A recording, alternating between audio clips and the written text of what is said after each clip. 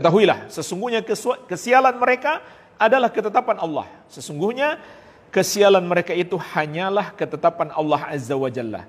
Walakinna aktsarahum la ya'lamun. Akan tetapi kebanyakan mereka tidak mengetahui. Ini ayat yang pertama. Menjelaskan tentang tradisi kesyirikan Fir'aun dan pengikutnya. Jadi ini lama sekali kesyirikan ini ada.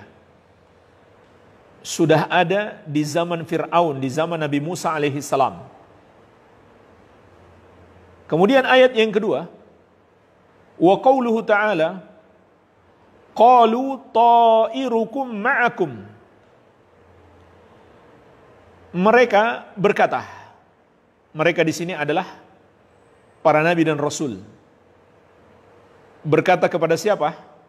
Kepada para penentang, orang-orang kafir. Para nabi dan rasul itu berkata, ta'irukum ma'akum. Kesialan kalian karena kalian. Kesialan kalian adalah sebab perbuatan kalian, yaitu dosa yang kalian lakukan. A'in dzukirtum bal antum qaumum musrifun. Lanjutan ayat. Apakah jika kalian diingatkan, yaitu diingatkan untuk mentauhidkan Allah, kalian merasa sial? Bahkan kalian adalah orang-orang yang melampaui batas. Surat Yasin ayat 19. Inilah jemaah sekalian dua ayat. Yang pertama Al-A'raf 131. Yang kedua surat Yasin ayat 19. Ayat yang kedua menjelaskan tentang sebab kesialan, yaitu dosa manusia. Sedangkan ayat yang pertama menjelaskan Allah yang menakdirkan kesialan. Baik. Dari dua ayat ini, Syekh Al-Allamah Profesor Dr. Shalih Al-Fauzan hafizahullah menyebutkan 6 pelajaran.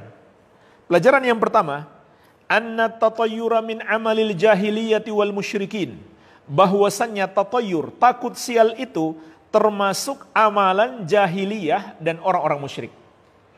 Jadi minimalnya orang yang takut sial itu, atau sebaliknya merasa beruntung dengan sesuatu yang tidak dijelaskan dalam syariat, tidak pula bisa dibuktikan itu bisa mendatangkan keberuntungan, maka dia minimalnya telah terjerumus dalam dosa apa?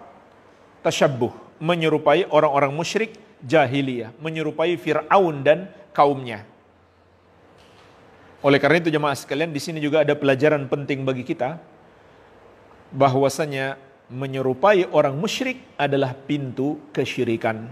Menyerupai orang musyrik adalah pintu kesyirikan. Ya. Pelajaran yang kedua, itsbatul qada wal qadari wal iman bihima.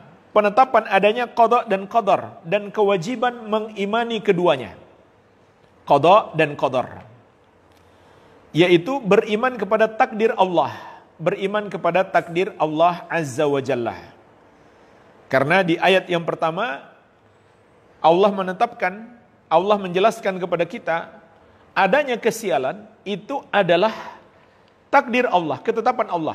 Makanya kita nggak bisa menentukan, kita nggak bisa mengatakan, nggak bisa meyakini ini bisa mendatangkan sial. Dari mana kita tahu itu takdir Allah? Harus dengan dua cara. Apakah ada dalil syar'i ataukah ada pembuktian yang ilmiah yang masuk akal bahwa itu memang adalah sebab kesialan. Iya. Baik. Ini yang pertama.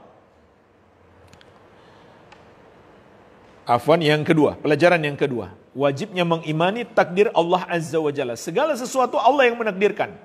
Termasuk menakdirkan adanya keberuntungan dan kesialan.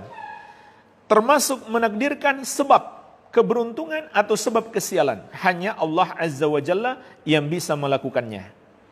Kemudian pelajaran yang ketiga, menjelaskan kepada kita apa sebab kesialan. Apa sebab kesialan itu?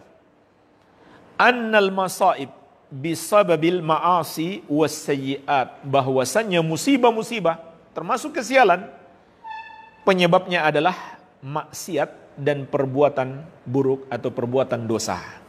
Jadi jemaah sekalian, ini kita petik dari ayat yang kedua. Allah Azza wa Jalla menjelaskan kepada kita, penyebab manusia tertimpa kesialan dan semua musibah dan malapetaka adalah karena dosa. Adalah karena dosa. Inilah jemaah sekalian yang sebenarnya perlu kita takutkan di muka bumi ini. Kita nggak perlu takut dengan apa saja yang dianggap sial oleh manusia.